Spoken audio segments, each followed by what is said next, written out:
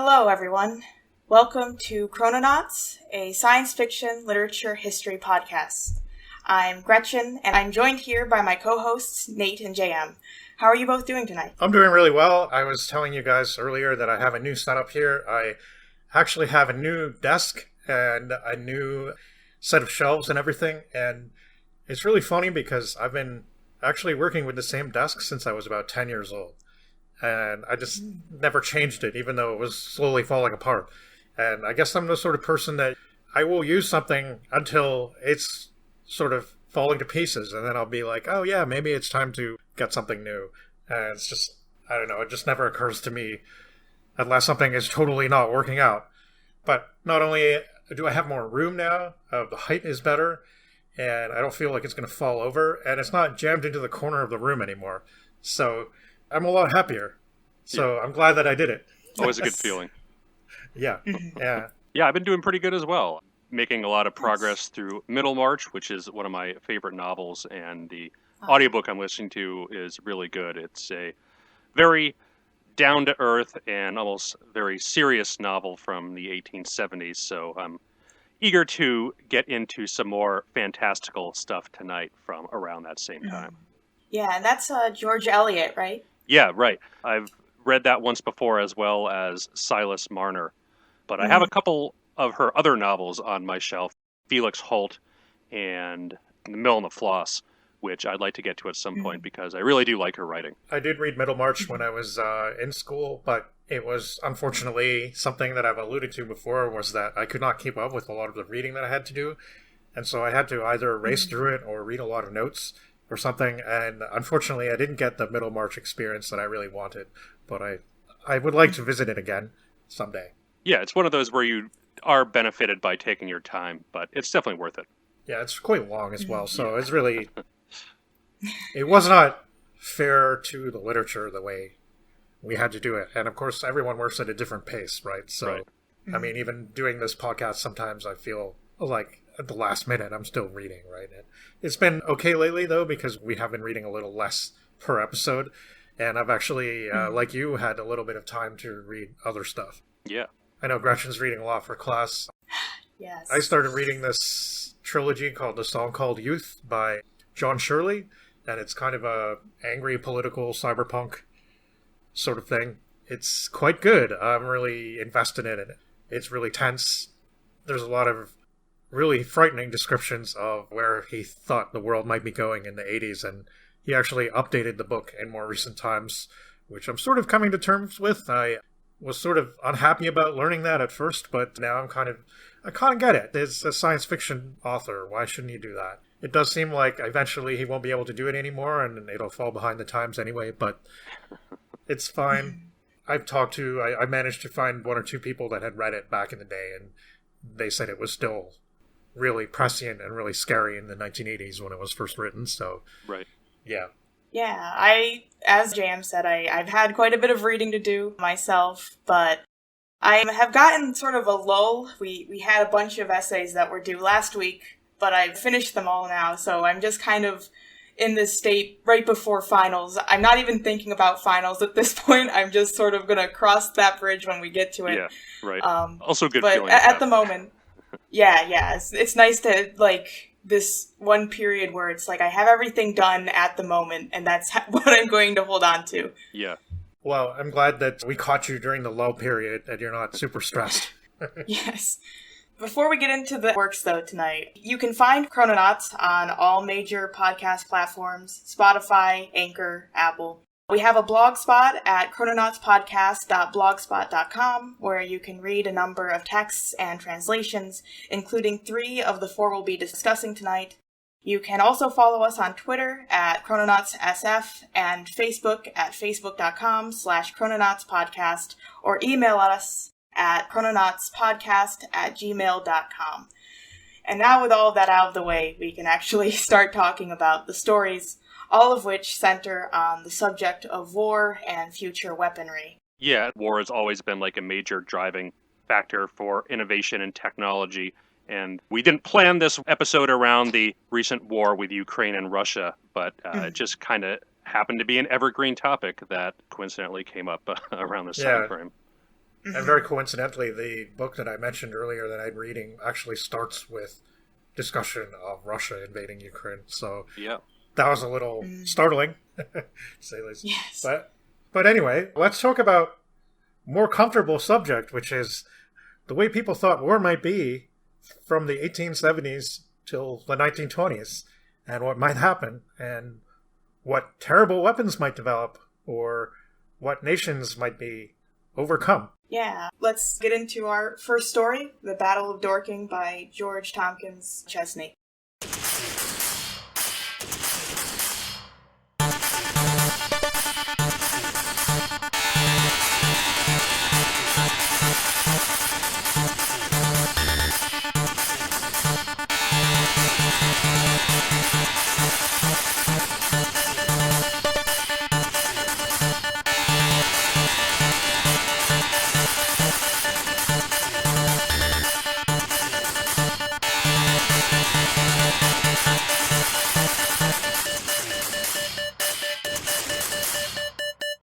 This first story we're talking about by George Tomkyns Chesney is probably the most influential and certainly the most known of the 4 stories we are covering tonight.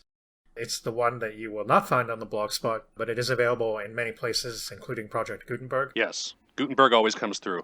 Yes, and historically, it's very interesting, actually. This story was hugely influential and the talk of nations for a year or two after publication, and it may be considered the birth of the invasion genre.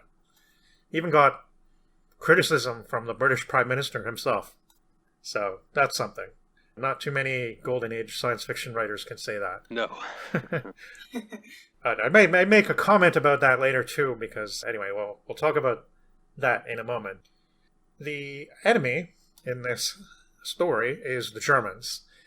Germany had successfully beaten France, and German troops were on Paris streets. So when the Prime Minister at the time of Britain, William Gladstone, complained about this book, he was telling people not to be alarmist. But was the worry really that unfounded? So the story's influence is quite startling. It was published in Blackwood's magazine, which was known for its sensationalistic content, but was read in England and America and in Europe as well. It's been talked about a lot. It was a very influential magazine. Edgar Allan Poe wrote about it somewhat mockingly sometimes, and it had circulation in Europe. So the purpose of the invasion narrative at this time was not just to entertain, but it was meant as a warning. So it's in essence highly political, really saying we need military preparedness, and these namby-pambies want to dismantle the army.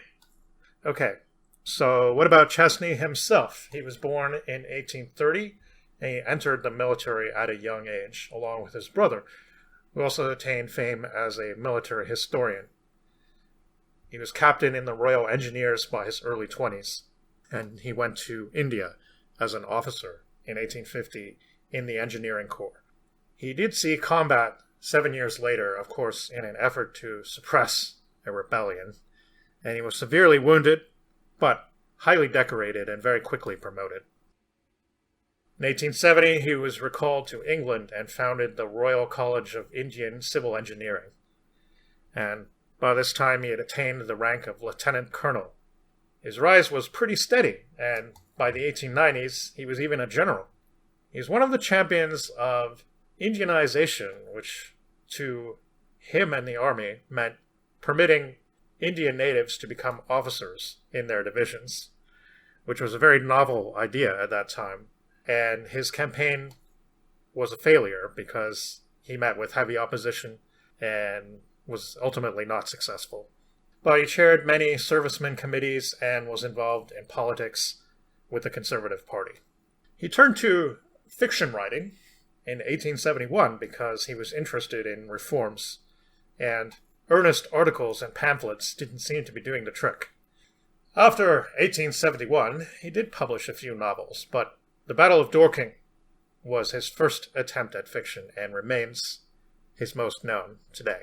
This story was so important to him that he published The Battle of Dorking anonymously in Blackwood's in May 1871.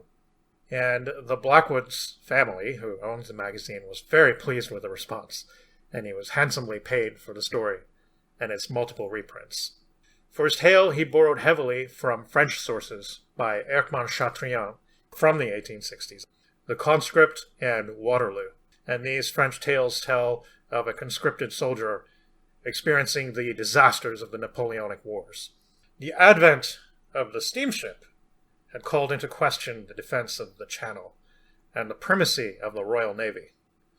France had published naval propaganda a few decades before, which the British found most discomfiting, and the sort of stuff that talked of a French naval fleet pounding the English coast under cover of a huge fog bank.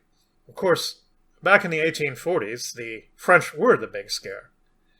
There was propaganda on both sides, going way back to the 1790s. French caricaturists creating prints depicting huge rafts powered by windmills, designed by Gaspard Monge, loaded with infantry and cavalry. The British even copied them and added captions saying things like, "A real view of the French raft as intended for the invasion of England." And this was obviously all pure propaganda and intended to scare people. Yeah.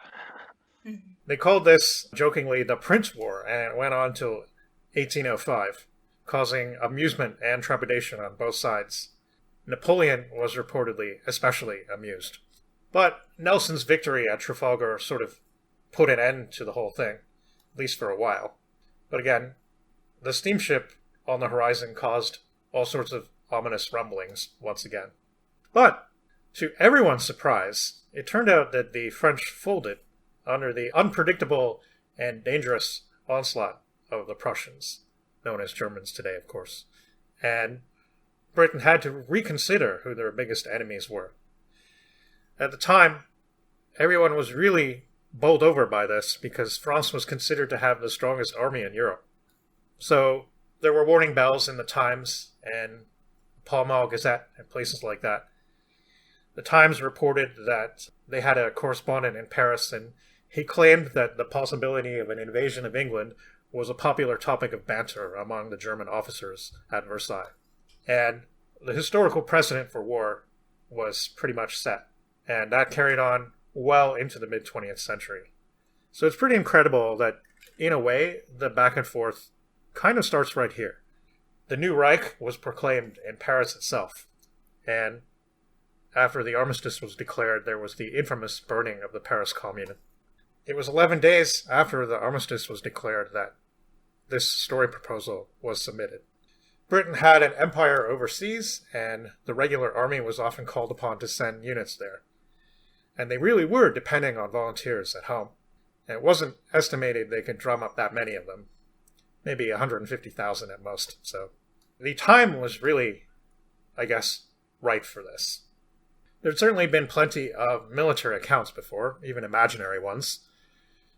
Chesney's great strike was in transforming this into a sort of a tale of terror. This Blackwoods issue was so popular that it went through over half a dozen reprints, and the individual story, the Battle of Dorking, was printed in pamphlet form and sold over 80,000 copies and was heavily translated. And it lasted in the public consciousness for years. Even in the 1940s, it was reissued as a pamphlet to the German army with the title, What England Expects, in German, obviously. And there were a ton of sequels, all published by different people within the next few years after 1871. These weren't all straight sequels, but they included rebuttals, parodies, and even a story from the German perspective, written by a British author. Some of these rebuttals were also in major newspapers, like the Times, which sought to prove that Chesney's work was dangerously alarmist, merely a month after the Blackwoods issue published the original story. So the one in the Times came out in June, and it was called The Second Armada, a chapter in the future history. And it was supposed to describe what happened after the Battle of Dorking. Most of the straight rebuttals tell tales of British victory. There was even a series of anti-Dorking verse in Punch magazine. I took a look at some of it, and it's really, really bad. Really bad.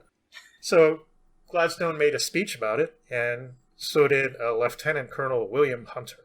Hunter's speech was really long, and it quoted all sorts of precedent as to why people shouldn't be frightened. Gladstone's main argument, because he kind of came in on a campaign of fiscal conservatism and low spending, so his argument was a pretty hilarious one when considered in modern times especially, but it was essentially that it was all well and good for British people to read and possibly be entertained by or pleasantly horrified by this kind of stuff, but it got out. Foreigners read it, and it made England look ridiculous. Tax money would have to be spent on repairing things and bolstering things, and the British people surely didn't want that. Please, remember that people don't hate us, they love us. But indeed, the great international reaction started also in June. And this first came to pass in the Allgemeine Zeitung, a popular German magazine. There was a supplement published, and it was a purported letter to the Kaiser by a Jean-Michel Trotz-Beaumois, a London correspondent, and he listed moral, political, and strategic weaknesses of the British in this long epistle, and ended with, "Pride and satisfaction would be increased tenfold if the German Empire were made to extend from the Danube to the Shannon and embrace India and Australia in its ample folds." So, Chesney did have a literary victory, but it didn't actually move the army. There's no evidence of increased preparation or anything. And soon enough, it all started to look like a sort of joke.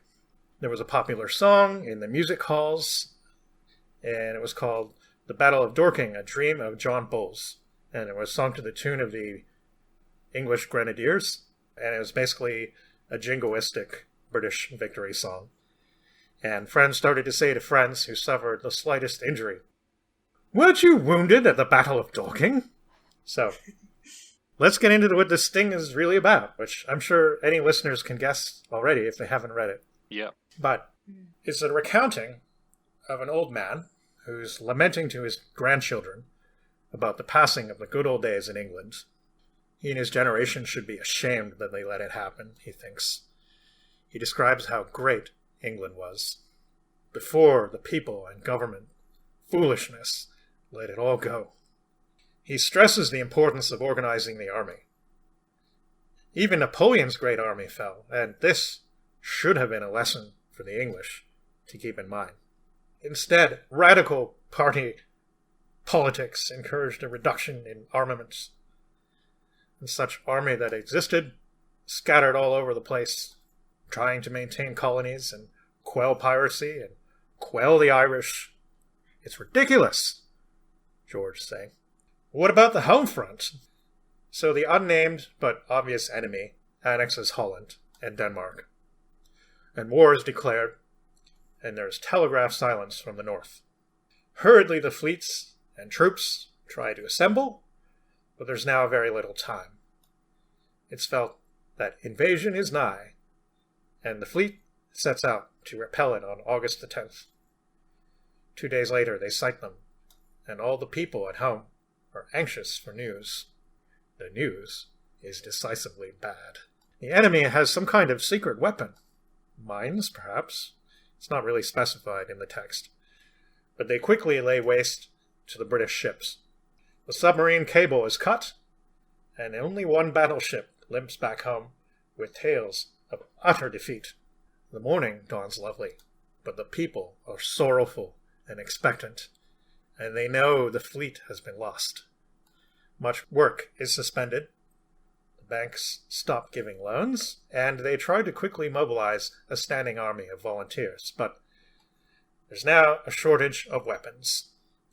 The old muskets the government's able to dredge up are pretty inefficient.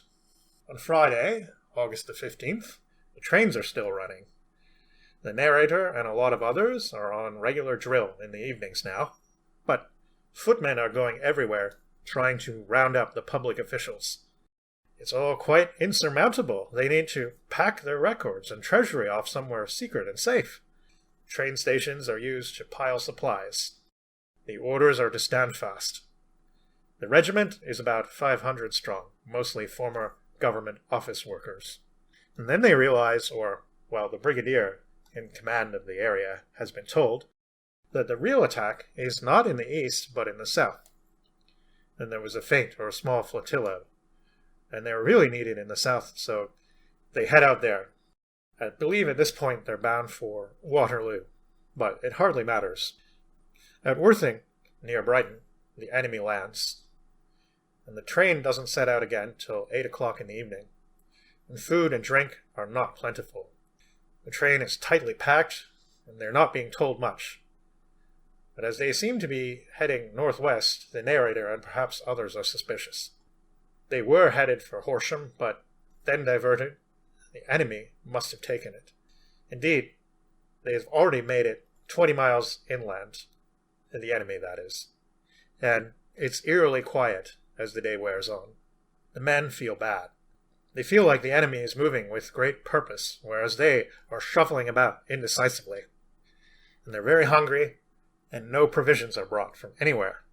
There's some railing against bureaucracy that explains why they weren't supplied by a provision car. The author opines that the bureaucrats almost did them as much harm as the enemy, and they're informed that they need to travel to Dorking, where a battle is, of course, to be expected. And they'll meet other columns there. They've already run into some. So then on the way to Dorking, they find that most of the farms are now deserted. They do find one occupied, and a woman feeds the soldiers bread and cheese.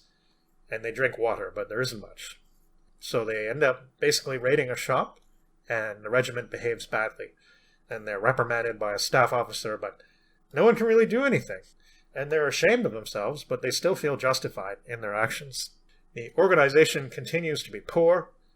They haven't even any sacks to carry stuff in. But some men go down to where a food train has arrived and carry stuff back in their arms. All well and good, but they don't have any kettles, crockery, nothing at all of that sort. They do some foraging, though, and come up with some articles. And they're just obeying orders numbly and are told to prepare for a day's march. They arrive at Dorking, and on a hill, the scene is most picturesque. But it also looks like ideal ground for a battlefield. There's some more angst about unpreparedness and the foolish waffling of the leaders. Whatever authority is now in place is trying to provision, but everything's a mess. There's wagons, but no horses, no medical supplies. Meanwhile, the people in the town are trying to evacuate, but are just milling about aimlessly. There's a Sunday paper which announces the enemy has broken through on 3 separate fronts. First there's a sort of resigned despair, but afterwards anger and exhortations to fight with every last man. General pumps up the troops, but the narrator worries that the enemy might actually have better cover than their own men. He talks to some officers from another contingent that was routed, and they seem worried about the lack of support here as well.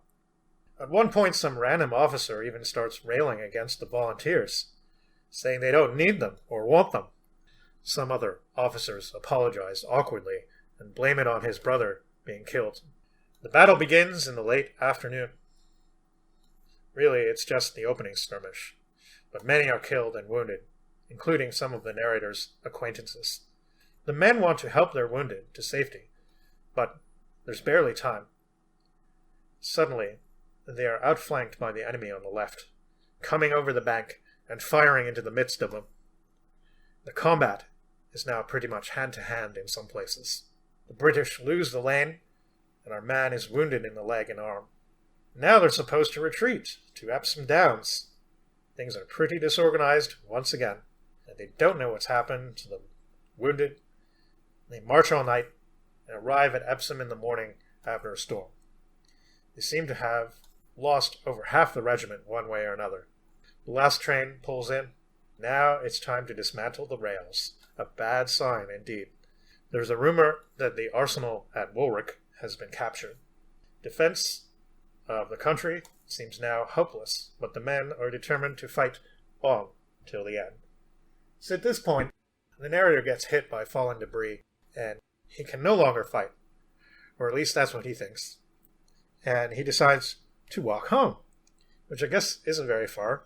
Kind of tried to do a good job of keeping track of the geography in the story, but I was still a little surprised that he was that close to home after all this. But I guess it was just kind of going to show how pointless all their wandering back and forth really was. Yeah, and I think the stretch from like London to the beach isn't terribly far, like within 50 miles or so. I mean, certainly the infrastructure would be a lot different now than it is in the 1870s. Yeah, but I mean, they rode on a train for entire nights. Yeah. And then they ended up back where they, I guess, almost where they started. Yeah.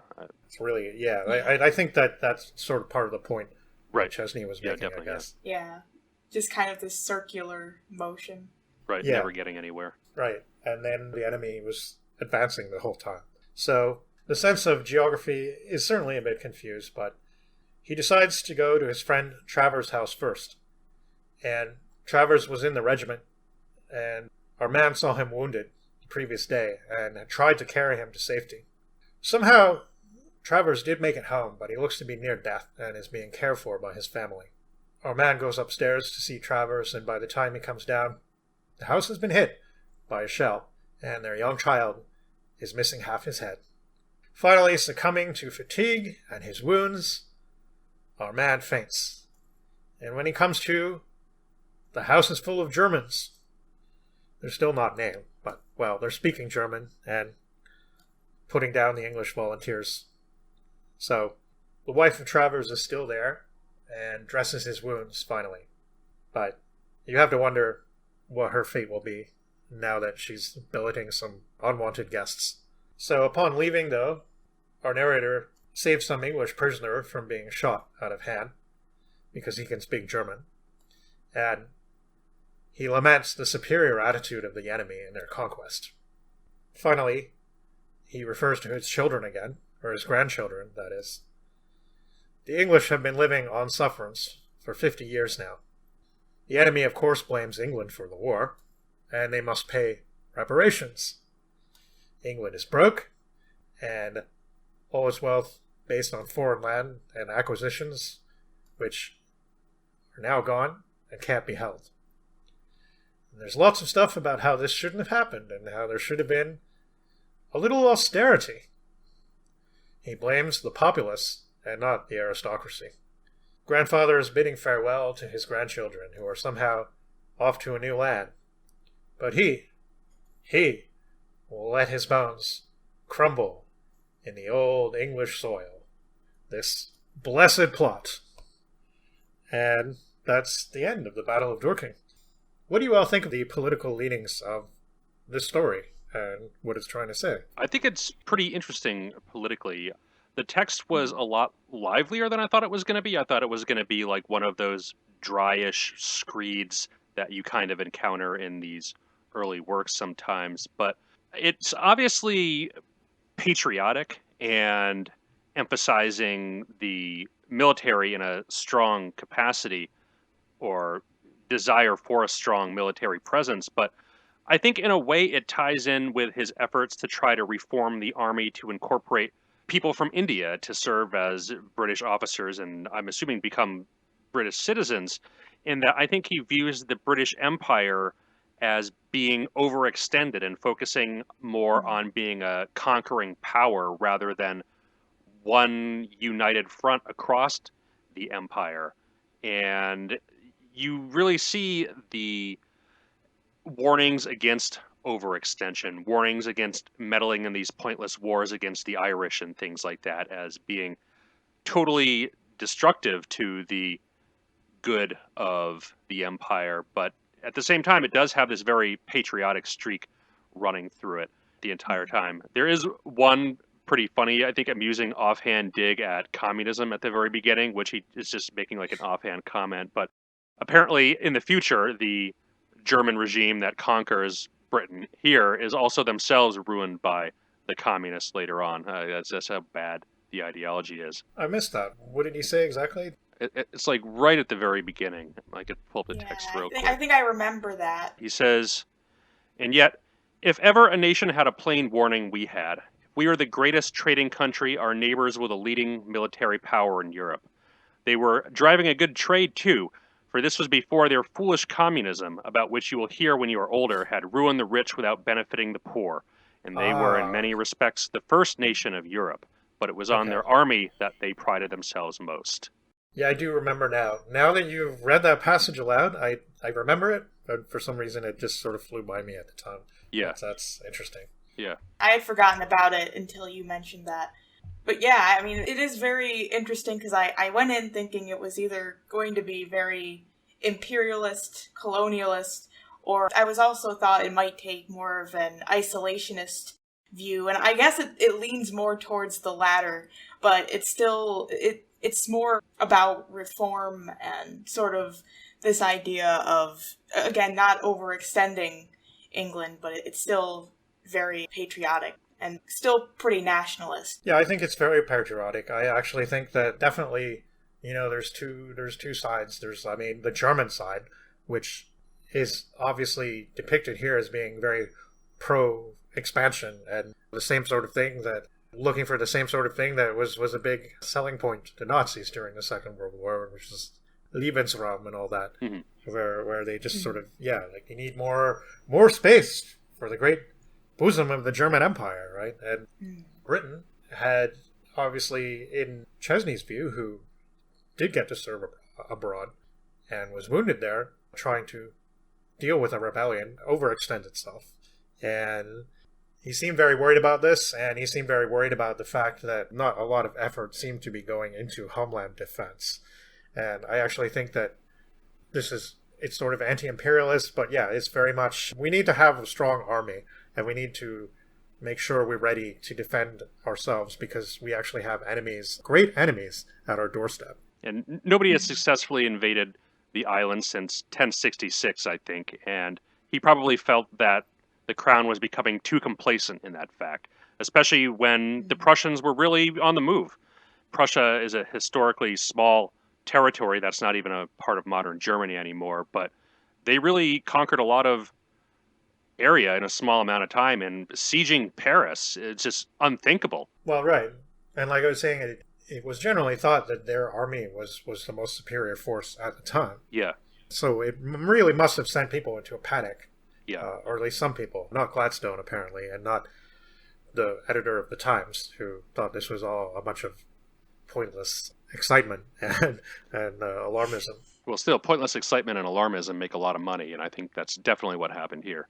Yeah, and that was definitely the goal of Blackwood's magazine. They were very pleased with the circulation numbers, and how things were going.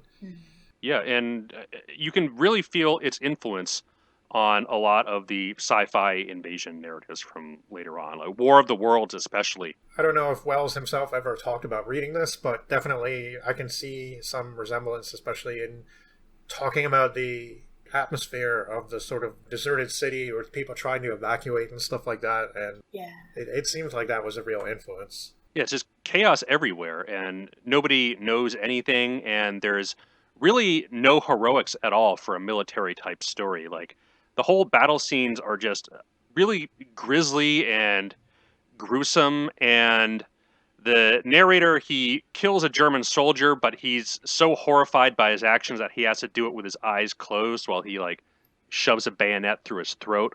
And then when he makes it back to the civilian lines, his friend's wife's kid gets his head blown open by an artillery shell, and there's really nothing in here like you'd see in a more modern war story where there's, like, the courageous soldier who goes in and looks fear right in the face, but here there's none of that whatsoever. It's just everything happens so fast. People are killed very quickly and very painfully, sometimes taken off the battlefield. It's just not a heroic story whatsoever in any aspect. No. Yeah, it's very, very much not glorifying at all of war. It's very messy. Yeah, and you'd almost expect the opposite of a really glorifying battle scene from somebody who has served in the army, especially if they're trying to push a stronger military presence to at least throw in some kind of character like that to put a good face on the army. But he portrays the military as being these, like, almost classist, cowardly fools from top to bottom who are too good to serve with the volunteers, but they're just cut down instantly by a superior force, and they don't really know what to do, how to conduct themselves, or anything like that once the battle actually starts to get going. Yeah. Yeah. I remember that one bit with the one general who has, like, just so many medals he has them around his neck, and yet all of them, they are instantly killed off. Yeah, what good is all that going to do him when the artillery shells and the bullets are flying right at your head, you know? Yeah. I came across a small paper by a James Earnshaw, who was a student at St. Andrews University, and seemed to be studying historical portrayals of sexuality. And his position was that Chesney wanted to make the narrator contemptible, and he essentially was trying to show that it was the middle class that's not prepared for war, and that he was sort of lamenting the passing of these old world ways where men were always prepared to fight, and they would do it till death if they had to, and just to protect the land. He thinks that the author is very unsympathetic towards the narrator and is trying to portray him as a weak person who doesn't have a stiff upper lip and cannot suppress his war trauma. And he should have gone on fighting, and when he was hit in the head by all that stuff, he just wandered home like a pussy. And not that the person who wrote the paper believes that. He says that that's what Chesney was trying to communicate. I'm not totally convinced. I mean, it does seem like... I don't know if I am either. Yeah, and he does offer an alternative side as well, because he points out that Chesney himself was wounded in 1857, and it could be that he did feel some sort of weakness, or that he was unable to live up to the exacting standards that he thought he should be able to live up to, and that the Battle of Dorking could be a sort of exorcism for him. So, I don't know. I mean, it's interesting. I did sort of wonder about that a little bit. It did seem like a very realistic way of portraying war trauma, though, and I kind of feel like... But I wonder if I'm looking at it with too much of a modern perspective where we say, like, war is hell, and people shouldn't have to do that. That sucks, right? Right. And, of course, when your life is in the balance, you would want to run, right? And I understand sometimes that a certain amount of military preparedness might be needed sometimes, but I couldn't blame anyone for not being a machine and being so at the mercy of their emotions and their fear and so on that they can't handle it. I feel like the alternative is almost worse, right? Because then you're turning people into remorseless machines or cannon fodder, one or the other, right? Yeah. Yeah, and I think it does feel very modern in that sense, where it does offer a more realistic portrayal of it than something like historical romance, where they're talking about medieval knights and battles in that kind of context. Even then, in like a more somber piece like The Master of Hesseviken, there's still like heroics and like brave characters and things like that, and everybody seems to know what's going on in the battle, whereas this, it's just like nobody knows anything. And I think he really emphasizes that point over and over again, that nobody knows where to move the supplies, nobody knows where to march the troops, and everything you do, there's just bullets everywhere cutting everybody down. And he is really good at capturing that chaotic, unstable atmosphere. Yeah, and there's an intense desire for communication everywhere in it. There's always a desire for news. Right. And nobody knows anything about what's happening in the country, like anywhere else. Yeah. And they depend on superiors for news. But sometimes even the superiors don't really seem to know what's going on. And of course, they're dependent on the telegraph lines and stuff like that. Once those are cut, then the only line of communication is messengers on horseback, really. Right. So that's the way wars used to be fought. Things are about to change, and they're already changing in 1871. But yeah, it's a really good depiction of the fog of war, right? Yeah, right. Mm-hmm. Yeah, just so this massive confusion. Everyone is equally just unsure of what to do. Except for the Germans, who know exactly what to do. Yeah, they know how to shoot everybody. Yeah. So one thing that I thought was interesting and totally tangential to the plot here is when we first started doing the podcast, we had like a whole bunch of characters named Clara at the very beginning episodes. I think there was like 6 or 7 stories. And we hadn't had any for like 20 episodes, but the narrator's sister is named Clara, and she's like only mentioned once or maybe twice in the course of the novella. But we have another one of the Claras in this episode. Yeah. That's funny.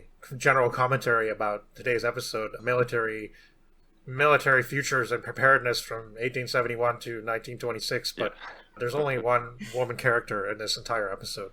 Yeah. So that's where we're at. But yeah, one thing that you did point out was that this was not dry, and I definitely admire how economical and concise and to the point this whole thing was.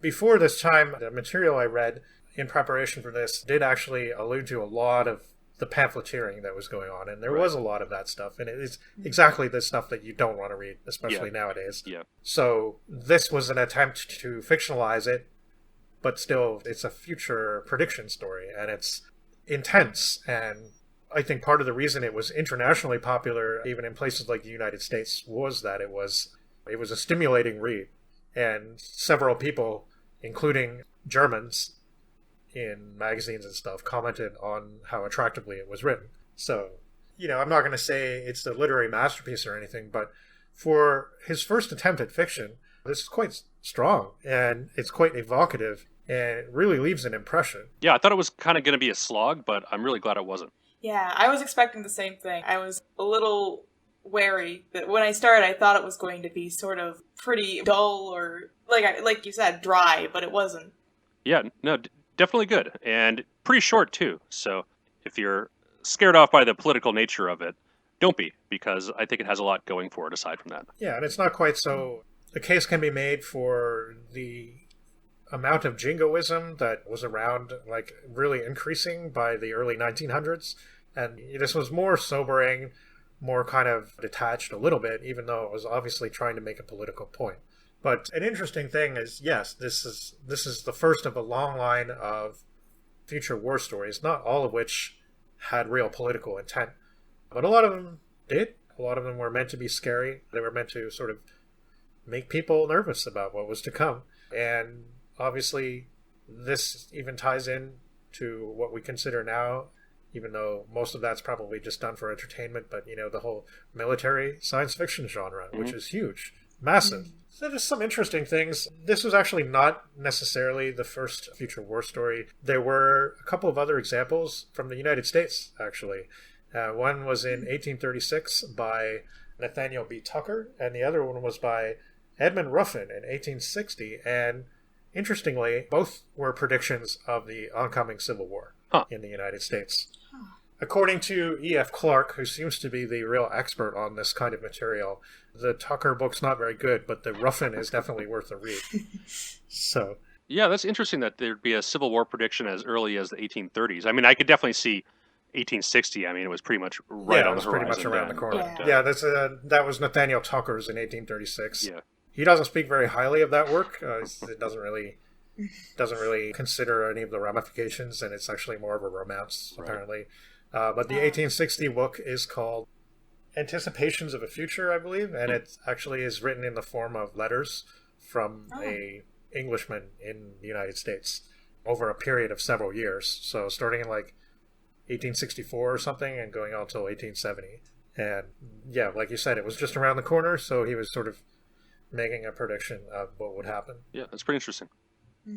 So not quite related, but something that I also thought was interesting that I came up against. This is historical fiction, but it's actually alternative history, which is another area that we're definitely going to see a lot of as we proceed in the podcast. I'm not sure when our first one will be, but it'll be interesting when we come up against it.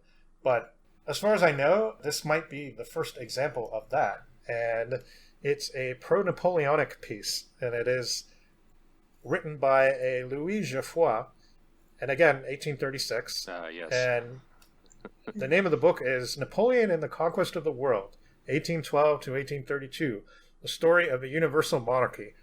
And it is essentially a tale of how Bonaparte conquers the world and is successful in Russia in 1812, moves on to conquer Britain and the rest of Europe and Asia and all the Americas.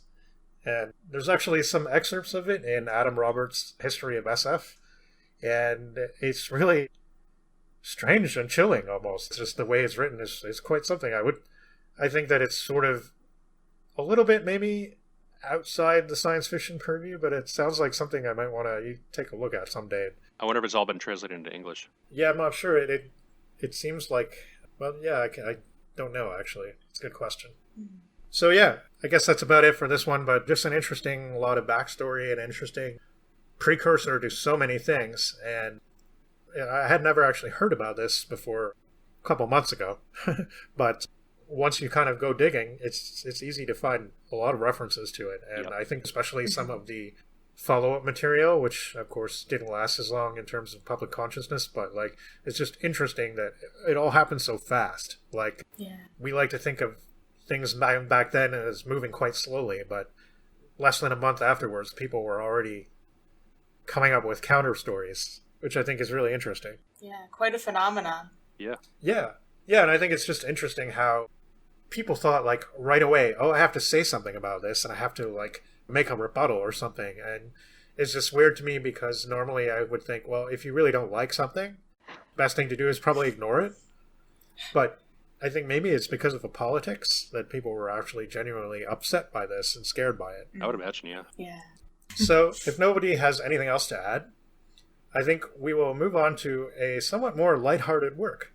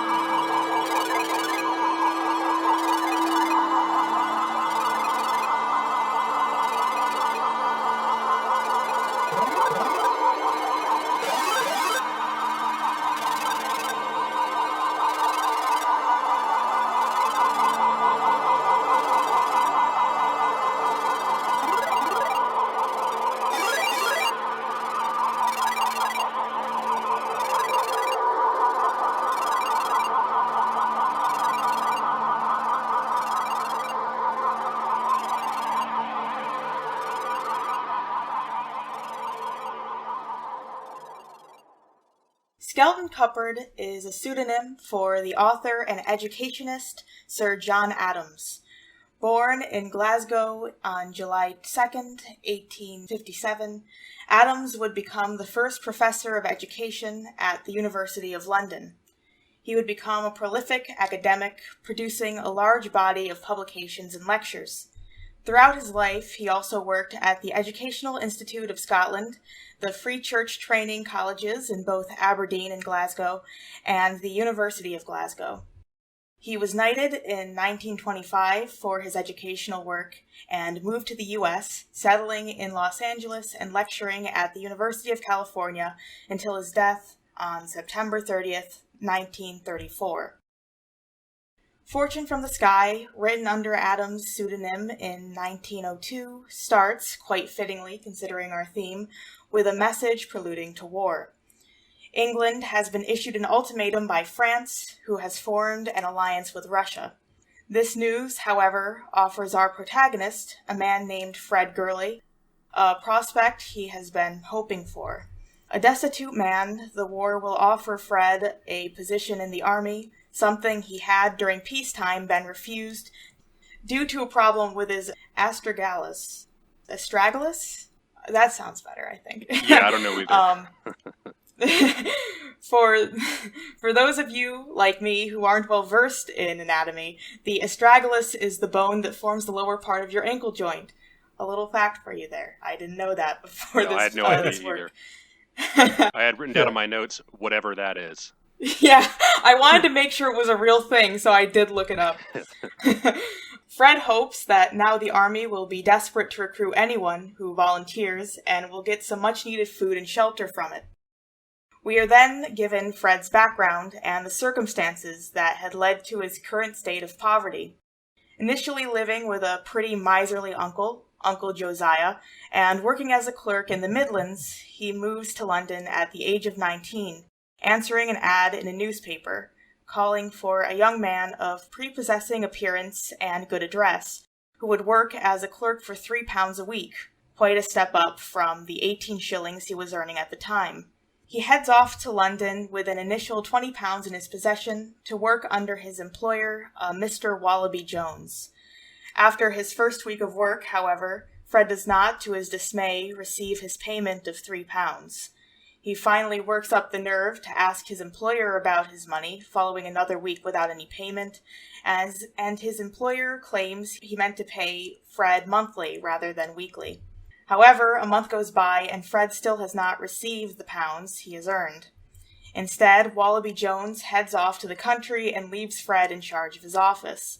When people come to the office demanding to see his employer, Fred realizes that all of the people his employer has been contacting and working with have been swindled, and that he himself, while also being denied his money, has been left to take the blame for his boss's actions.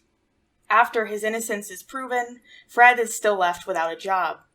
He applies for other positions, but is turned away when his connection with Wallaby Jones is revealed. Selling his more costly possessions and rationing his funds, Fred lasts for a while on what money he has, but eventually writes to his uncle for help. Uncle Josiah at first only offers criticism about the way Fred has conducted himself, though eventually sends him money. However, after doing so several times, Josiah refuses to send any more financial support to Fred and stops answering his letters. Fred is left to scrape by doing whatever odd jobs he comes across to earn anything he can. It is in this state that Fred finds himself, now 22, at the beginning of the story. Fred, after hearing the announcement about the ultimatum, wanders the streets for somewhere to spend the night, and then comes across a strange scene. Two elderly gentlemen struggling for the possession of a small black bag. Fred only watches the fight until one of the men, with a white beard, gets a hold of the bag and runs off. Fred goes to help the other, a man with a white mustache, who merely urges Fred to catch up with the bearded man and get back what he claims is his property, offering Fred £150 if he does so. Fred does as he is asked, catching up to the bearded man and taking the bag from him in order to give it to the one who claims to be the rightful owner. The mustached man doesn't have the reward on hand, but promises to give Fred his money the next day at a specific time and place. The bearded man then offers Fred £200 if he will give the bag back to him, as he claims, is the true owner. So Fred grabs hold of the mustached man, intending to sort everything out. It is while he is struggling with the old man that a police officer arrives at the scene and mistakes Fred for a thief, while the two gentlemen hurry off, the bearded man coming out of the confusion with the bag, but not before telling Fred to meet him in the mummy room at the British Museum the next day. Fred is hauled off to the police station where he tells his story and attempts to convince the police of his innocence. The police have no explicit proof against Fred, but they want to keep him at the station overnight, which Fred agrees to, though he still wants to try to make the meeting set up by the mustached man, the first meeting the two men had in turn promised him. The next day, Fred and some plainclothes officers head to the meeting, only for a policeman in uniform to meet him instead, giving him a letter. This officer is stopped by the men out of uniform, but Fred, leaving the meeting place, escapes their attention. The letter appears to be from the bearded man, who Fred then meets in the museum where he promised to be. He introduces himself as Wellingham and gives Fred his address in Russell Square, where he will pay Fred what he promised and take him on as an employer. At this point, I thought he was getting scammed again. I'm like, oh, here we go again. Yeah, I wouldn't have been surprised. Yeah. First, though, he gives Fred an initial £10, which the latter uses to buy some new clothes. When Fred arrives at Wellingham's residence in the evening, he does so in style. Wellingham tells Fred that the mustached man he was struggling against the night before is a professor named Blaise Frazane, a renowned scientist Fred has never heard of before in his life. Wellingham explains to Fred that he himself has made a significant discovery, one that many of his peers ignored or doubted, but Frazane is the only other who understands its importance and is now attempting to steal the information Wellingham has of the discovery, and using it for his own gain. Seeing that Fred fails to comprehend the scientific aspect of the discovery and only wants to know the purpose of it, He says, "The practical result of my discovery is that I can do with men anything I want." As Wellingham continues, Fred realizes that the man has experimented on humans as well as animals, and starts to fear that that is the purpose Wellingham has in store for him. When Wellingham catches on to this, he assures Fred that his job will be merely as protector, both of himself and his notes, and that he no longer needs to conduct any more experiments. In fact, the bag Frazane was attempting to steal contained the last results of his experiments. Still, alarmed by the concept of human experimentation, Fred continues to question Wellingham in that vein, learning that the scientist did not experiment by, as Fred had thought, hacking people up, but that the procedures were painless, concerning the will rather than the body of men. Yeah, none of this really came to anything, which was weird. Yeah, it's mentioned once and then never brought up again. Right, and I mean, this whole idea of not only experimenting on people, but that it affected the will, which turned out not to be the case. Like, it turned out to not be the essence of the machine at all. So, yeah, it's interesting, but it didn't really go where I thought it was going to go. But I didn't necessarily mind the way it went, so, yeah. Mm. Yeah, sometimes I kind of get the sense he was just making stuff up as he goes, which Yeah. we'll get to in a little bit, but I Yeah. think that's definitely a symptom of that. Yeah, it is very convoluted at points and switches back and forth between things, so it's not really clear what the purpose of some things are. Yeah, you think you know what's going to be important or where it's going, and I think that maybe he didn't, and maybe that's why. I think that it works until the very end, and then it sort of maybe doesn't quite work as well, but anyway, we'll get to that. Yes.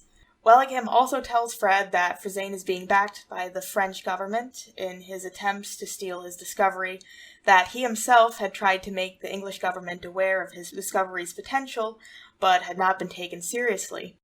After this, he finally shows his new assistant the laboratory and presents his machine. He tells Fred he is in need of £50,000 in order to purchase the chemicals needed to run it. Fred then notices another device in the lab that gives off flashing lights, Wellingham explaining that they are the result of an overflow of second-remove electricity. So I think this was all nonsense. Yeah, I don't know if that's the case. I don't know if that actually is something that can be done. Yeah, I think it's technobabble. Right. Yeah. But he shows Fred that he can use the lights to form words. Once he finds out that Wellingham can form large letters with his machine, and that they can be projected onto the sky for a relatively small cost, Fred hatches the idea of using the device to make money off of advertising, since a company would be eager to pay a great price to have its product broadcast across the sky for anyone to see. Thus, Fred sets out the next day to find someone who would take up this method of advertising. He has no luck with the companies themselves, so heads to an advertising agent to get some help. He reveals his opening price for the advertisement to be £50,000 and explains the type of advertising to the agent, named Tomlinson, and after discussing terms and the amount of the latter's commission, they part until the next day when Tomlinson shares with Fred that he has clients willing to pay £100,000 for the Sky advertisement. Fred accepts this offer, and the advertisement is projected within a week, to the initial shock and horror of many English citizens, but to the delight of the pill company being advertised, which sells out of their stock from the attention they've received. However, the British government, after the reactions caused by the first demonstration, bans any other attempts to advertise products this way. The ban does come in handy, however. Now that Wellingham has received the money he needs for the supplies necessary to run his machine, he finds that they are unavailable since Frazane has bought them all up. So he sends Fred to the United States to find the chemicals under the guise that he is trying to sell his advertising there, now that he is prohibited to do so in England. Wellingham also equips Fred with an ornament which will serve as protection, an accessory that the latter is embarrassed about. Keep that in mind. That's something to keep pinned for later. Yeah, this is a really strange thing in the book. It's all this stuff about the ornament that he's wearing. Yeah. Really odd. At this point in the story, we shift for a while to events experienced by another character, a Dr. Forrester, who is woken up in the middle of the night by a man using the doctor's bell pull with his mouth. He explains to the doctor that he has lost the use of both of his arms. The doctor examines them and notes that they look fine, completely normal, and the man himself feels no pain in them. When Forrester questions the circumstances his patient was in when his arms stopped working, the man eventually, with some reluctance, admits that he was in the middle of committing a break-in and came across a machine that caused it. The man, named Dick, tells the doctor 2 other men were with him who lost the ability to walk. Dick takes Forrester to the house on Warpinger's Lane. The man who resides there, the doctor learns, got a number of parcels from chemical warehouses and was supposed by his neighbors to be a counterfeiter. Dick and Forrester enter the house and then the room that contains the machine to find that one of the 2 men who had been left there, one named Tally, is gone. The remaining man tells his returned accomplice that Tally had found he could still use one leg and had stumbled off for help. Checking over the man's legs, Forrester finds that they seem as unaffected as Dick's arms. Tally then comes back with others to help lift the remaining man off the floor. As they do so, one of the people lifting the man's upper half falls to the floor and struggles a moment before ceasing all movements. Leaning over him, Forrester finds that he is dead. Alarmed by this, everyone except the doctor clears out. Forrester himself discovers that his own left arm has stopped working since leaning over the dead man, and heads to a fellow doctor, a nerve specialist named Centerpoint, who he hopes may have more knowledge on what has happened. Centerpoint, it turns out, is equally puzzled by Forrester's condition and the story his fellow doctor relates to him. The following day, the doctors return to the scene with an electrical engineer to look over the machine there. As the engineer steps past the area where the man has died the day before, he too falls dead. It is then that the doctors call in the police. They lead officers to the area, and in the room find the body of another constable who was called in by someone before the doctors reached the police station. The newly arrived officers decide to keep guards posted outside the room while the incident is reported at the station. Back we turn to Fred, now in America looking for the chemicals. Americans have already heard of him through his involvement in the Sky ad in England, and multiple companies and advertisers pursue him and make him offers. Eventually, a syndicate makes a threat that if he doesn't take their offer and place an ad for it, it will use its political influence to have any advertisements in the Sky prohibited in the U.S. as well. Knowing this would eliminate the cover story he was hiding his true intentions of being in America behind, he bargains with the syndicate man, Mr. Boosterbeg, for more time, then confesses to his need for chemicals for his boss, which Boosterbeg can arrange to acquire. After attaining the supplies, Fred and Boosterbeg, for he must remain with the former, set off for England on the ship the Laurentia, not the boat that Fred originally planned to sail back on. The trip starts smoothly, and Fred gains respect for Boosterbeg. However, one morning, Fred finds that Boosterbeg can no longer move his legs. Fred tries to find help, but the hulls of the ship seem empty, except for a porter who appears to be unconscious. Fred is even more distressed to discover no one steering the ship. The crew, who should be doing so, also sprawled across the floor. He rings an alarm bell, which no one responds to. He reports to Boosterbeg that everyone on the ship seems to be dead. Fred carries Boosterbeg to the deck. He is able to start up the siren, hoping to garner either responses from the others on the ship or help from another vessel, and he also tours the rest of the ship looking for those who are merely injured, finding only corpses. They also set up flags to express to other ships they need help. When asked by Fred what he thinks occurred, Boosterbeg theorizes it might have to do with electricity and not plague, given the lack of marks on the bodies. Yeah, something went wrong with the magic electrics. Yeah, that's the explanation for everything, is electricity. Just sort of a vague little explanation of like, it's the electricity. It's kind of like radiation a bunch of decades later. Yeah.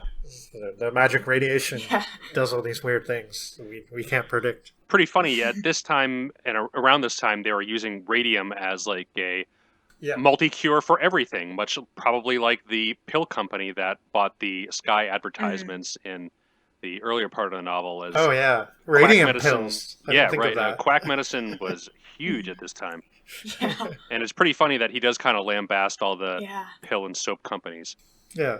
Eventually, another vessel comes to their aid. The sailors who board are incredulous at the state of affairs on the Laurentia as they find out that Fred and Boosterbeg are the only people alive on the ship. The captain boards and, after checking the boat over, accuses the two survivors of poisoning the rest of the crew. Fred is shocked by this, but Boosterbeg explains to him once they're alone that the captain made that up because it was an easier explanation that the other seamen could understand. When the ship reaches a port in Liverpool, the officials are as shocked by what's happened to Laurentia as the sailors were, but are more surprised about the live passengers than the dead ones. They question Fred and Boosterbeg, the former of whom is offended by everyone wanting to know why he didn't die, and being disappointed that he had been asleep when his fellow passengers were dying. We learn at this point that what has happened to the Laurentia is not an isolated case. Throughout France and in some parts of Spain, there has been a series of train crashes where trains have stopped reacting to signals, leading to either collision with other trains or trains going off the rails. In each case, the passengers of trains that have ignored signals have all been found dead, even ones that have received no visible injuries. Beside train accidents, some people in France have merely dropped dead while walking. And England, still preparing for war against France, was not too sympathetic upon hearing this news, but then found that ships were coming into their harbors with the crew and passengers all dead. This added a good amount of significance to Fred's escape from the same fate. He and Boosterbeg are taken to London to be examined by a committee of doctors headed by a Dr. Brandwin. Fred is hesitant to be examined, not wanting anyone to see what Wellingham has put around his neck, but eventually agrees. The ornament from Wellingham is revealed to be a band of gold around Fred's neck. The doctors express interest and ask Fred how he got the necklace, but Fred refuses to answer until he is alone with Boosterbeg and Brandwin. It's almost like Boosterbeg has to reassure him that it's okay to be wearing something around your neck. Yeah. Even if you're, like... a normal man, I guess. I don't know. It's really an odd thing that Adams put here. It's like they have this whole conversation about it, and Boosterbag actually says, "Oh, I've seen much queerer ornaments." Yeah, I remember that. Yeah, it's just kind of funny reading that in a modern context. It's okay, man. You can have this weird fetish around your neck. It's no problem. And he seems so embarrassed by it. That really cracked me up. It was such a strange addition. You know, it was almost like he was trying to say something with that, but I don't really know. It's like not really clear, but it's almost like, hey man, men can wear funky adornments. Like, it's cool, you know? Yeah, like it's okay. Yeah. But another thing I wonder too is it fixed on? It seems like it is. I mean, it's a pure band of metal around his neck. It seems like they don't seem to know how it was fastened on, so I'm not sure if they know how to take it off. Yeah, I mean, I thought to myself, well, surely they would have just taken it off, but they're so nice to him as well. Like, they don't intrude on his personal space or his body or whatever, right? And yet, if it was just around his neck on a chain or something, they could just remove it very easily. Or he could remove it if he wanted to. I don't know. It's I wasn't quite sure if it was... It's almost like it was like branded onto him or something like that. Yeah. When Fred is alone with Boosterbeg and Brandwin, he relates his background with Wellingham, and once he does, Brandwin immediately points out that it was the necklace that saved him and Boosterbeg, since the necklace has a protective range around the area of the wearer. The three decide to head to Wellingham for more information, going to his residence in Russell Square to find that he left there a month ago and that the machine is gone. They then attempt to locate Frazane and succeed in finding his rooms, but not the man himself, who had not been seen there in a few days.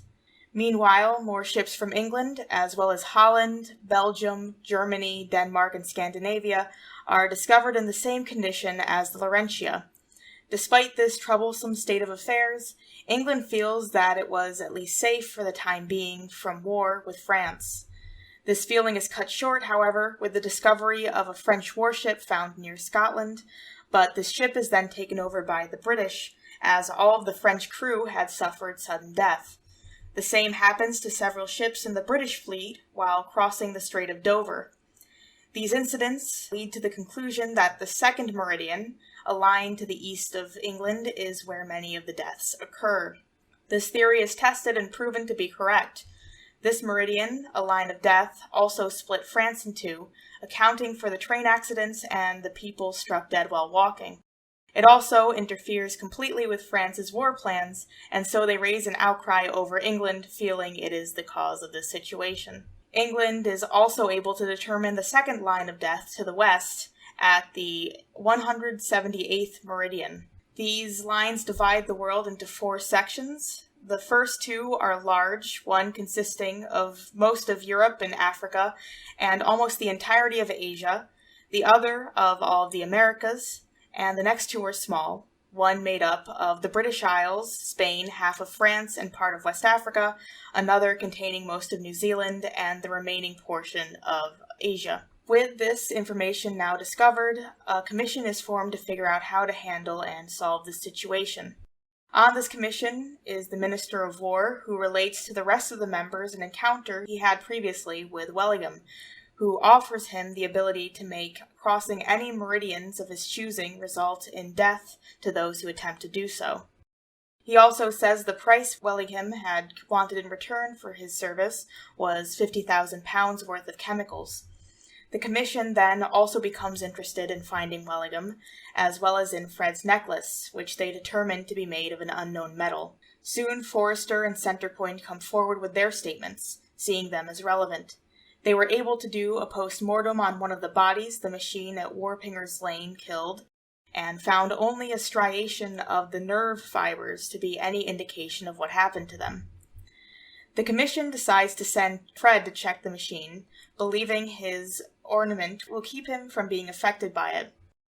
Forrester, along with Centrepoint and some police officers, leads Fred to the machine, and Fred walks past the corpses, proving that he is safe from its effects. He moves closer to the machine, examining it, and finds a globe in the center of the device. On the globe, he finds are pointers touching at 2 degrees east and 18 degrees west. The group is then interrupted by Frazane, who appears in the doorway of the room. He leads Fred and the others to another room in the house, containing a wardrobe, in which is the murdered corpse of Wellingham. The police then take Frazane in for questioning. The room should be getting pretty smelly about now.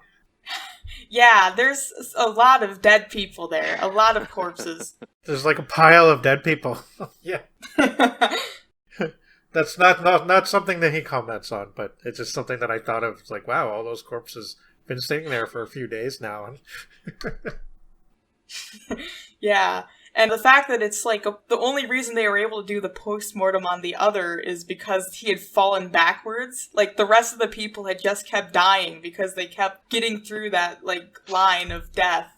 It is at the station that they learn Frazane has lost the use of both arms while trying to examine the machine. The professor also tells the police that he had known of Wellingham's move to Warpinger's Lane, but that he is not responsible for his death, and that the machine Wellingham was working on at the time of his death was a different one Frazane had believed he was working on. He also admits a good amount of ignorance towards the device in the room, but that he believes it works by harnessing a force known as Panergon. If someone were to try to destroy the machine, it would release the Panergon stored in the globe, resulting in the deaths of everyone in a 600-mile radius. The police then interview Dick and his gang, also now in custody, who admit to killing Wellingham, but not before he had activated the device. While trying to figure out how to handle the machine, Fred suddenly receives a letter that Wellingham had sent to him through the other ship he had originally planned to take back to England. In the letter are the instructions on how to control the machine, which was not, as Frazane thought, operating on Panergon. Fred uses these instructions to remove the death posed at the meridians, returning everything to normalcy. After this, however, England sends out a message to every nation to disband their armies or be cut off from the world with lines of death. Thus, England becomes the keeper of world law and order, and Fred is at the head of this effort as the main controller of the machine, though 3 other men have been taught the secret and will be replaced once they die. Verzane is under confinement and observation for the rest of his life as the only person with any potential to gain the secret. Many nations objected to having no other representatives helping keep the peace, but, and I quote, "Our rulers refused on the ground that they knew of no place where law and order were safer than under the Union Jack." And on that note, the story ends. Yeah, so Fred's emperor of the world now. Yeah. Is this a happy ending or not? That's a pretty good advancement for Fred. I felt quite a little unnerved by that. Like, I guess he has the power to do anything now. Yeah. It reminded me of, like, some parody of something really nationalist, I guess. Like, it was kind of, it didn't really seem like it was entirely a good thing. And like, there's so much satire in this book. Yeah, I mean, it does seem pretty ridiculous that the entire world would agree. Of course the British are the best people to look out over the course. Yeah. That's, you know. Yeah. I just feel like there's actually a lot of good social observation throughout this book, you know? I mean, starting with the beginning of almost, I don't know, like it almost made me think of like Dickens or something. How, you know, this guy's trying to make his way in the city and keeps falling afoul of scam artists. Oh, yeah, and the scam artists are total Dickensian scammers, too. Yeah. Yeah. And his attitude towards the police and how it, like, changes depending on how well he's doing. Like, when he's doing poorly, he's really afraid of them. Yeah. But then, like, when things are good, he's like, oh no, the police should protect me, right? Yeah, I think it's funny, too, that at the very end, there's that, like, idea of, like, yes, England is going to be the keeper of law and order. It's obvious. When we've seen throughout the entire book how incompetent the police have been. Yeah. Yeah. And there's, like, criminals everywhere, so, I mean, they're obviously not having any effect on crime. Never mind, like, solving any cases at all. And I think the doctors that stumble upon the death machine are hesitant to go to the police because they specifically say that they're just a bunch of incompetent fools that'll make a bigger mess of the situation than it already is. Yeah. The doctor remembers his oath, which is, I thought, kind of startling. You know, he thought, well, I swore to not talk about my patient's business and to keep things confidential, right? Mm-hmm. It's just surprising that somebody would think of that, I guess. Yeah, the Hippocratic Oath. Yeah, not doing harm, but also not divulging things that might be harmful to them, right? So it's kind of a little bit of a shame because, again, I think you're right. Like, it does feel like he was sort of making it up as he went along. And he seemed quite, like, pretty sympathetic towards the tenement dwellers, even though they were burglars. Yeah. No, they were funny characters, and I like their addition, even though it did feel kind of random at the time. And it's like, wait, why are we shifting perspective to these people again? But, you know, they were cool. Yeah. And I really like that tangent. Yeah. And then, but at the end, like, they ended up having murdered William, right? And it just kind of, like, was a little bit almost disappointing. They're just meant to be, like, rough, unsavory characters after all, I guess. It was kind of neat the way he described how the guys in the community sort of saw it as they thought this guy was a counterfeiter, right? Yeah. Because of the machinery he had. But they thought, oh, he's being really sloppy about it. And he's like, he's going to get, like, noticed and the police are going to shut him down. So why don't we, like, raid some of his stock before that happens, right? Makes total sense, right? Yeah. Another neat bit of satire I noticed was how when they were looking to figure out the lines of demarcation of the weapon, and they used a bunch of animals to test it. Right. Yeah. Right. And they basically shoved a bunch of, what was it? A cat, 2 dogs, and a couple of ducks in a cage together. Yeah. This was like sort of what the commission decided was going to help them, and they depersonalize it, right? Because it's obviously pretty cruel. What do they call it? They called it the thanatometer. Yeah, right. It was like basically a canary cage, right? Yeah. It's like, what's that? There's some animals fighting. Oh, don't worry, it's just a thanatometer. Yeah. Yeah, no, it does maintain a pretty clever and humorous tone throughout, which I think is one reason I thought the ending was a little disappointing. Is it does kind of fizzle out and end with a Deus Ex Machina. Yeah. I think one way this could have been a lot better is it having some ridiculous showdown between Frisane and Wellingham. Right. Like a sword fight we might see coming up in a later story. I know, a sword fight would have been great. Or Yeah. like an electric sword fight. Yeah, right. Yeah. Yeah, even better. Yes. I was really disappointed that Wellingham had died. I thought that maybe they would actually have like a showdown between him and Frisane. Yeah, and like off screen too. Like you just find him and Wellingham's got a hole in his head. Yeah. Mm-hmm. Yeah, I also thought like William might have turned out to be insane, and it just seemed like he just sent off Fred to do all this work, right? And then who knows what was happening? And then he moved to this little flat, and then all this bad stuff started to happen.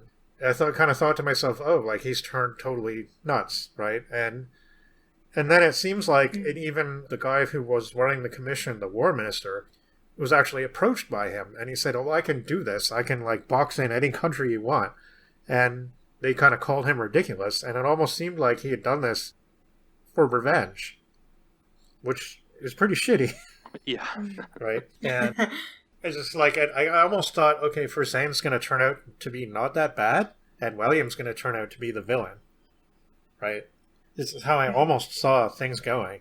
And then when Frisane did finally show up, he didn't seem that evil or that, like, nefarious.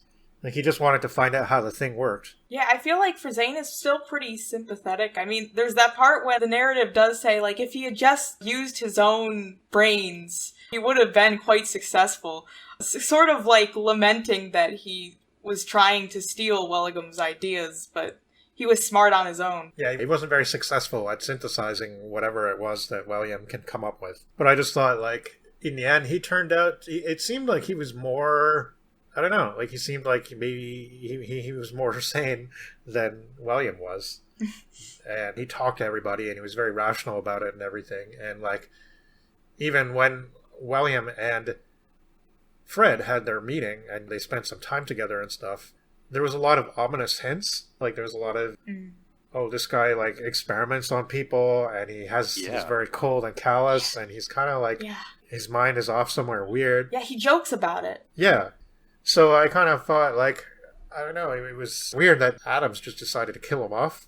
I don't know, I mean, I guess I enjoyed the journey, but yeah, like, the ending was a little bit, I don't want to say unsatisfying, because I kind of liked the very end. Like, it had this sort of, is that really a good thing kind of tone to it, you know? Or it's like, I'm not sure if that's really a desirable outcome for everybody, right? Like, it seems unfortunate, and it's couched in the form of something really positive. Like, it's like, yeah, England is master of the world now, and Fred is emperor. Be happy. And everybody loves it. Yeah. And nobody wants to remove his ornament. Yeah. Everybody converts to electric Christianity. Yeah, right. Maybe. Yeah, no, overall, I thought this was pretty good, despite the somewhat weak ending. But this is otherwise totally unknown. Like, on Goodreads, I was the first person to rate this at all. And I was kind of surprised, because this wasn't bad at all. And a lot of times with these, like, totally obscure works, okay, well, there's a reason nobody's read them in 100 years. It's because they're really dull and boring. And I was kind of worried that was going to be the case with this one. But after I got through the first chapter, I was really into it. And it's one of those that really grab you from the beginning, I think, and are pretty entertaining throughout. But yeah, we've posted this on our blog spot, so it's easier to read in plain text form. There was a version on archive.org, which is a scan of the book, but the OCR was a little messy. But yeah, definitely check this one out on our blog spot, because I think it's worth reading. We know that some of his other works were intended for a younger audience, and he was an educator. Do we feel this book was intended for a younger audience? I don't think it was, just based on my guess on the format his children's books, like explicitly for children's books, were in. Most of them were short stories that were printed in a handful of boys' magazines. But the other two novels that I was able to find that he wrote under the Kuppord pseudonym, Hammond's Hard Lines and The Uncharted Island, are also both on archive.org. And they're much less in word count. Like, I think it's maybe like half of this. the format of the pages is much larger, and it clearly looks intended for like a child to read it. Whereas this looks like, I mean, young adult wasn't really a thing in No. 1903 or 1902 or whenever this came out. But yeah, it looks like it was intended to be read for like a more mature audience than children. I wasn't so sure. I mean, I thought there were certain aspects of the writing style that, and I don't mean this as a denigration. I don't mean like it's as a negative thing. I just thought the way it was written did remind me of some modern children's books. Like it had this kind of, I guess it was the humor, it was this kind of the light tone to discuss kind of heavy subjects. A couple times I was reminded of like Roald Dahl and like, you know, obviously he wrote stuff for older readers too. That's very definitely for older readers because some of it's a bit raunchy. But he's most known as a children's writer, and his books for kids they're engaging in that way. Like they don't seem like they're talking down to the readers. They just seem like they're written in a certain way that would appeal to a very young mind. And I kind of felt like that maybe this was the case with Fortune. Another thing I was reminded of, and I think I might have mentioned this to Gretchen before, was the series of Unfortunate Events books by Lemony Snicket. They're not written with a lighter vocabulary. They're not written with less dedication or sincerity. They have something about them, something in the style, something in the way that they try to engage the readers with sort of interesting concepts that make me think that perhaps the intended audience might have been a little bit younger. But I'm just speculating, and again, it's hard to say, especially with a work that's over 100 years old. We've mentioned Algernon Blackwood on the podcast before, and one of my favorite things by him is actually this book from 1915 called The Extra Day. And I'm pretty sure that it's sort of targeted towards younger readers. The characters in the book, the main characters are three siblings that are all really young. But it's such an open-minded and such a like beautiful, powerful book that while you're reading it, I don't get this feeling that I would get with some things or like some TV shows where it's like, I'm not the intended audience, I'm too old for this stuff. Like, I don't get that feeling. Right. But it's still something that I'm sort of conscious of, that yes, a child who read this could really have their mind opened or something like that, right? Yeah. I don't know. It's hard to say. I mean, this was the last work, at least the last work I was able to find by him under the pseudonym he wrote after like at least 10 years of writing children's stuff. So that just could be the style that comes natural to him. Yeah. Or it could be just a children's book published in a longer form. The publisher on this one was Thomas Nelson and Sons. I don't know if they published children's literature primarily or both, or they had certain imprints or what the deal with them was. But yeah, I could see it going either way. Yeah, I mean, I do think that I can see what you mean about it sort of having this, not necessarily like the patronizing side of a children's book, but more maybe trying to be mature still, but still trying to aim at children, just not talking down to them. And I think that is the key to good children's literature, is not being patronizing, right? Mm-hmm. And I mean, maybe it's not always the case, because I mean, I remember reading The Lion, the Witch, and the Wardrobe when I was 8 and not finding it patronizing. But the other day I watched a YouTube video where somebody was talking about the book and the movie and the adaptation and what they changed and what their ideas about how the two formats intertwined and what was changed. And he kind of does what we do, and he starts by summarizing the book. And while I was listening to that, I kind of thought to myself, geez, that's a bit patronizing, right? Like that's like C.S. Lewis, who's a renowned children's author, right? But I think the key to writing literature for children that is long-standing and that doesn't fade with time, and which people still remember fondly and might want to read to their own children as they get older, is that it's not patronizing, and that it treats them like people. The readers are people, not just because they're littler people doesn't mean they're lesser people, right? Mm-hmm. So yeah, this was an interesting work for sure. I too was a little surprised that it wasn't more well known. Yeah, the only reference online I could see to this in any kind of critical sense, aside from like bibliography listings or things like that, is a mention in the Future War entry on the Sci-Fi Encyclopedia website, which just has like a 1 or 2 sentence thing about how it has an unusually high body count for future war novels. And that was really all I knew about this going into it. I just Yeah. want to talk about it in any depth. So he does sort of skirt around that. Like, that's another thing that kind of makes me think maybe, because Yeah. like, the fact that so many people die is not really commented on, like, in terms of how ugly that is and how horrible it is. Yeah, it's brushed over. Yeah, it really is. Yeah. But, I mean, I loved the satire, and unlike with Dorking, I thought that the patriotism in this book was, like, faux patriotism. Like, it was not real. You know, it was just sort of making fun of it. I thought this was a pretty fun book. I like, this was probably the one I had the most fun with reading. Yeah. With all of these that we've read. Even with the disappointing ending, I still thought the rest of it was quite a quick and nice read. Yeah, definitely. I agree with that. It was a lot of fun. Right at the beginning, there's this funny thing, too. There's not really a lot of discussion of technology or science in this book.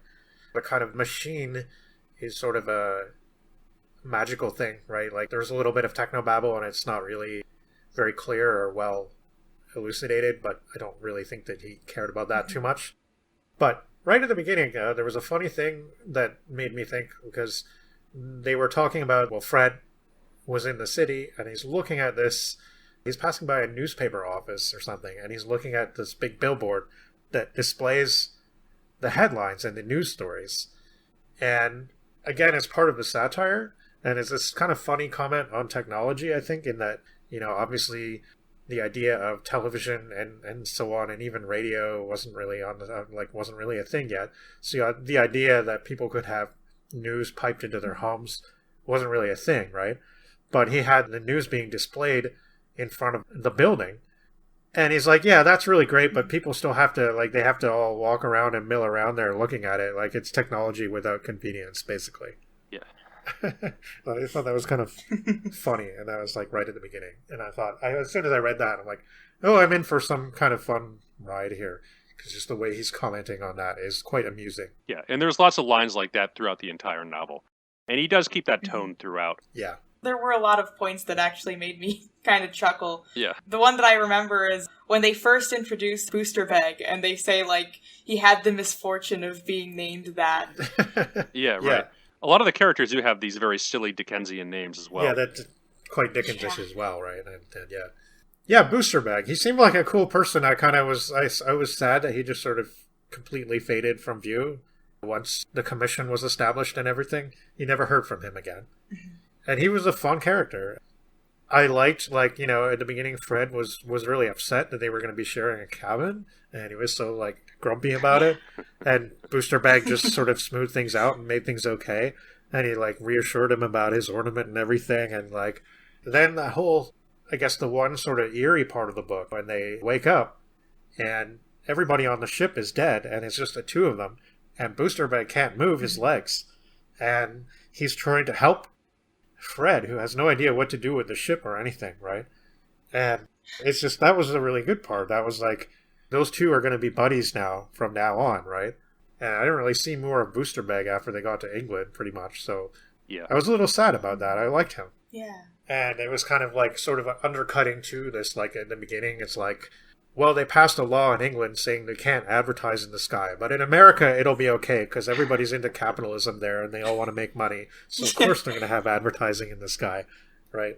But then you meet Booster Bag. Yeah. It's like they don't really care about the safety. Yeah, but then you meet Booster Bag, and he turns out to be really cool, and you're like, oh, okay, well, it's not so bad then, right? If it's going to be in the hands of people like that, maybe we're okay. Yeah. Yeah. Yeah, it was a fun read, and I enjoyed this one. Yeah, me too. It was surprising in certain ways, I thought, and it, even though it sort of scooted around certain things and didn't really go where my excitement necessarily wanted it to go, in a way I was oddly touched by it. So, and the ending does have this weird kind of not entirely positive connotation to it, you know, or it's like, I don't know if that's great. And it kind of left a lasting impression. Yeah, you could certainly do a lot worse than this one. Yeah. And we have, and we will. Yes. But I think with that, we're going to take a quick break and shift gears a little bit and return to an author we've covered previously.